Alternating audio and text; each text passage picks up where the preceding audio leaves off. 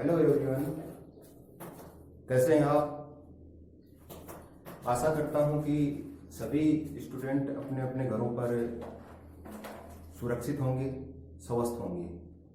मैं अशोक कुमार स्वागत करता हूं आपका सूर्य वर्ल्ड स्कूल की ऑनलाइन क्लासेज में और सूर्य वर्ल्ड स्कूल के यूट्यूब चैनल पर।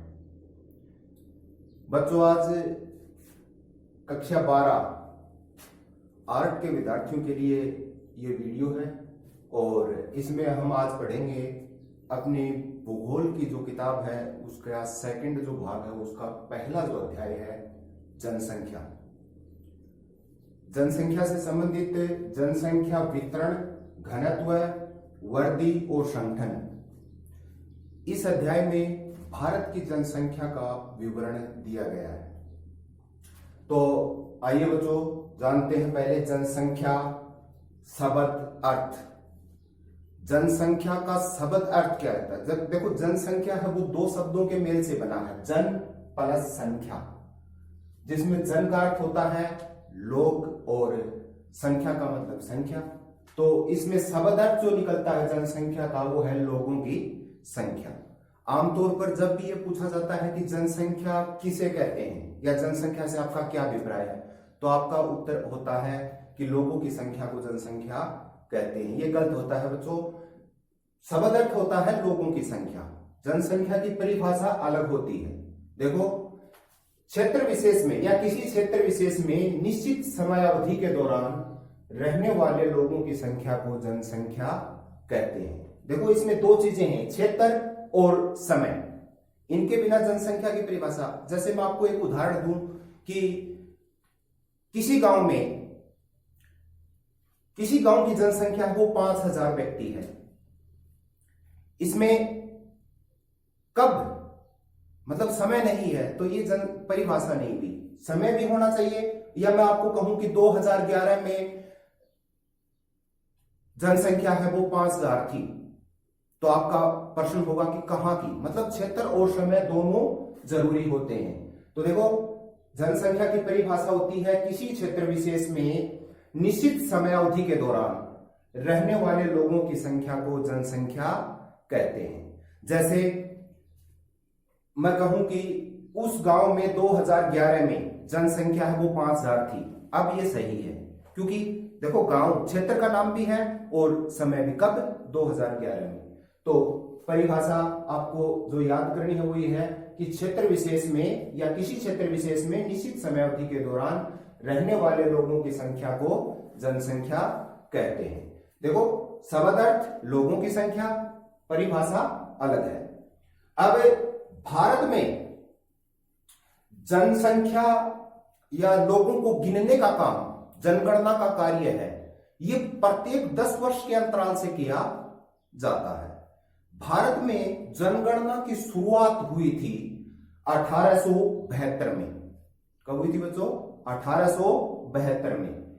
लेकिन किन्हीं कारणों से यह जनगणना है संपूर्ण नहीं हो पाई थी। तो इसके ठीक 10 साल बाद 1881 में भारत की संपूर्ण जनगणना की गई। तो यहां पर आपको जनसंख्या से संबंधित ये बातें याद रखनी है कि भारत की प्रथम जनगणना कब हुई? 1872 में। और संपूर्ण भारत की संपूर्ण जनगणना कब हुई? 1881 में। एक प्रश्न यहां पर छोटा सा और आता है कि स्वतंत्र भारत की प्रथम जनगणना कब हुई थी?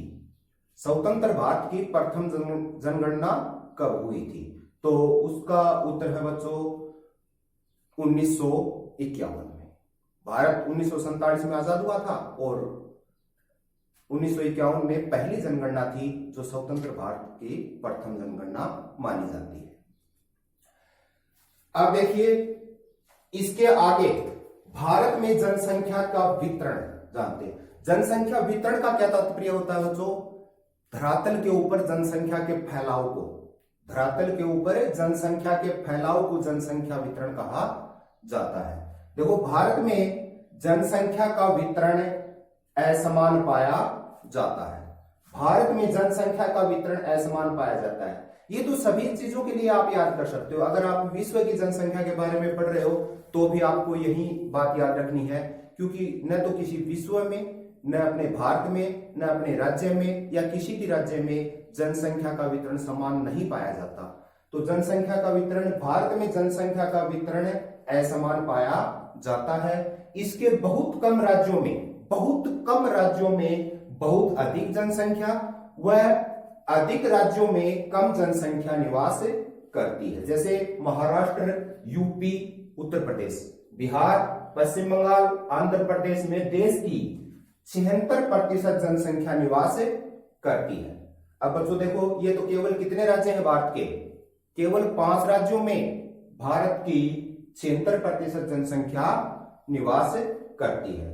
तो ये आंकड़ा हमें क्या बताता है कि अगर भारत की जनसंख्या को राज्य अनुसार वर्गीकृत किया जाए उनके वितरण को, तो हम पाते हैं कि भारत के कुछ राज्य हैं वो अत्यधिक सघन बसे हुए हैं, जैसे महाराष्ट्र, यूपी, बिहार, पश्चिम बंगाल, आंध्र प्रदेश आदि। जबकि बाकी के जो राज्य हैं उनमें केवल 24%, भारत की कितनी 24% जनसंख्या निवास करती है। तो ये आंकड़े हमें बताते हैं कि भारत में जनसंख्या का वितरण है वो अत्यधिक असमान है।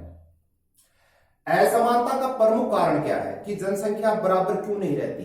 देखो, इसमें जो सांस्कृतिक सामाजिक कारक हैं वो तो हैं, भौतिक कारक सबसे ज्यादा महत्वपूर्ण होते हैं। भौतिक कारकों में जैसे धरातल, जल की उपलब्धता और जलवायु में भिन्नता के कारण, जलवायु के जो तत्व हैं उनमें भिन्नता के कारण जनसंख्या का वितरण अत्यधिक असमान है।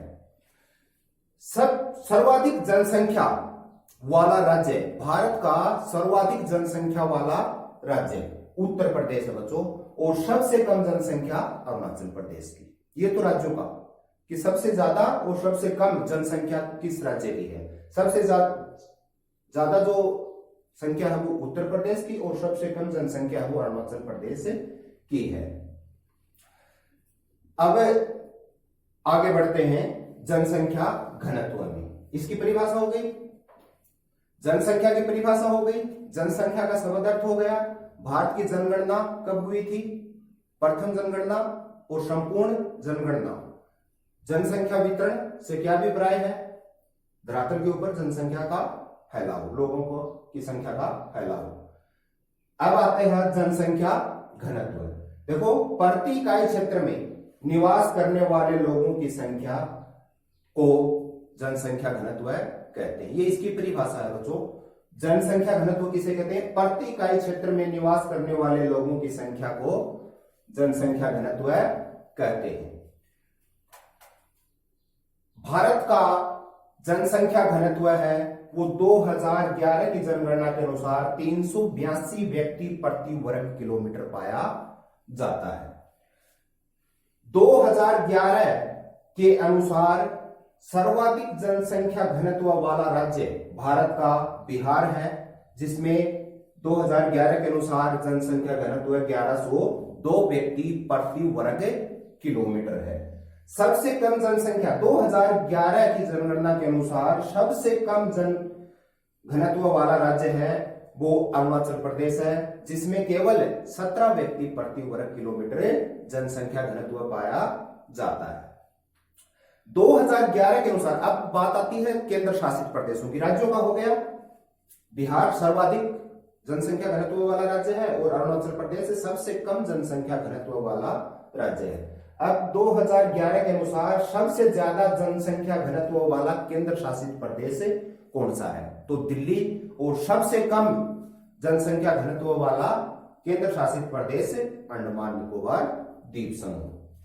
जनसंख्या घनत्व ज्ञात करने का सूत्र देखो, कुल जनसंख्या, किसी क्षेत्र की कुल जनसंख्या और उस क्षेत्र का कुल क्षेत्रफल, कुल जनसंख्या बटे कुल क्षेत्रफल, ये सूत्र है जनसंख्या घनत्व को प्राप्त करने का।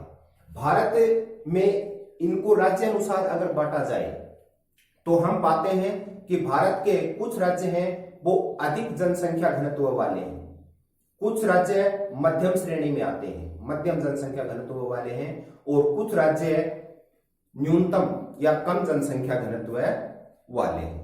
यहां पर एक छोटा सा जिक्र मैं कर देता हूं कि भारत में अरुणाचल प्रदेश का सबसे कम है, लेकिन अगर राजस्थान के संदर्भ में हम बात करें तो राजस्थान का थार का मरुस्थल है।